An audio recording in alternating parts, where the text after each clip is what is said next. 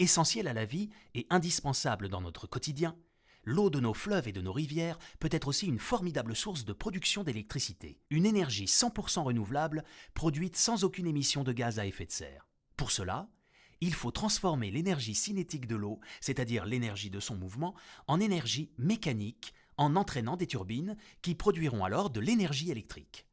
Pour ce faire, deux facteurs clés sont nécessaires: la hauteur de chute et le débit de l'eau. Les centrales de CNR sont principalement au fil de l'eau. Elles ne disposent donc pas de grande capacité de retenue. CNR utilise soit des turbines à axe vertical, appelées turbines Francis ou Kaplan du nom de leur inventeur, soit à axe horizontal qui se nomme bulbe. Les turbines Bulbe et Kaplan ont la forme de grandes hélices, un peu comme celles d'un bateau, mais dont les pales sont, contrairement au bateau, entraînées par le passage de l'eau. La turbine Francis se compose d'une roue, assez proche de celle d'un moulin à eau, mais à l'horizontale et entièrement immergée. Pour répartir le débit, l'eau passe d'abord dans une conduite en spirale qui ressemble un peu à une coquille d'escargot. Pour produire de l'électricité, l'eau entre à l'amont de la centrale par des prises d'eau, puis va entraîner les turbines dans un mouvement de rotation.